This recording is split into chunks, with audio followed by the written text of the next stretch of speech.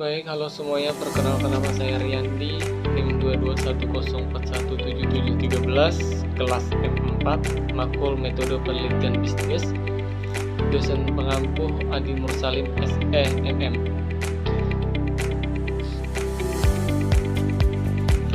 Nah, di sini saya akan menjelaskan tugas UTS Metode Penelitian Bisnis. Dan yang pertama itu bagaimana cara menetapkan judul penelitian. Nah, saya menetapkannya yang pertama itu cari permasalahan atau topik yang sesuai dengan isu atau fenomena hangat yang sedang terjadi. Yang kedua, menentukan passion atau minat terhadap bidang tertentu dengan penelitian yang ingin diteliti.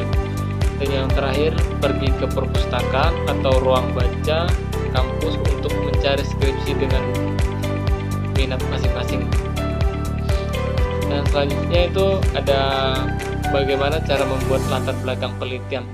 Nah, ini ada 3. Yang pertama, menentukan pola tulisan pada latar belakang itu sendiri, pola piramida terbalik, dan pola piramida sempurna. Nah, dan yang kedua, menentukan isi dari latar belakang itu sendiri, yang di dalamnya mengandung 3 bahasa pokok, yaitu yang pertama, kondisi ideal, kondisi yang harusnya terjadi.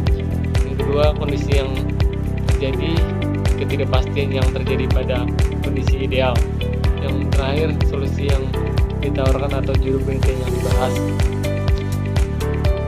Dan yang ketiga itu hindari kalimat-kalimat yang berisi pengertian sebagai berikut. Yang pertama, jangan menggunakan kalimat-kalimat definisi seperti adalah dan lainnya. Dan yang kedua, jangan menjelaskan teori. Nah, dan berikutnya bagaimana cara merumuskan masalah atau membuat rumus masalah. Nah, ini ada 4. Yang pertama itu perhatikan judul penelitian yang diteliti itu seperti apa, mulai dengan menganalisis judul penelitian tersebut. Yang kedua, menentukan variabel-variabel yang dibuat nantinya. Dan yang ketiga, kemudian pilih variabel yang akan dibahas. Dan yang keempat, mulai membuat kalimat pernyataan. Nah, selanjutnya bagaimana membuat tujuan penelitian. Nah, di sini ada 2. Yang pertama itu melihat kembali rumusan masalah penelitian. Dan yang kedua, mencari kata operasional yang tepat untuk menjawab pertanyaan rumusan masalah yang ada. Dan berikutnya, apa itu manfaat penelitian dan beberapa jenis manfaat penelitian. Jelaskan. Nah, di sini ada manfaat penelitian adalah manfaat yang dapat diperoleh setelah penelitian itu selesai. Nah, manfaat penelitian itu ada 2 jenis, yaitu yang pertama, manfaat praktis, menjelaskan kontribusi hasil penelitian bagi subjek atau organisasi yang diteliti. Dan yang kedua, manfaat teoritis, menjelaskan kontribusi hasil penelitian pengembangan ilmu pengetahuan. Nah, dan selanjutnya itu bagaimana membuat bab 2 tinjauan pustaka. Ini ada 4. Yang pertama, memulai mencari ide atau gagas-gagas yang besar yang penting dari tinjauan pustaka itu sendiri. Salah satunya dengan mencari ide besar yang ada artikel ilmiah atau jurnal internasional. Yang kedua, sampai hal-hal utama atau gagasan kunci dari artikel tersebut, kemudian dikomponenkan. Dan yang ketiga, ringkasan artikel yang sudah dibaca, kemudian bandingkan satu gagasan yang lain.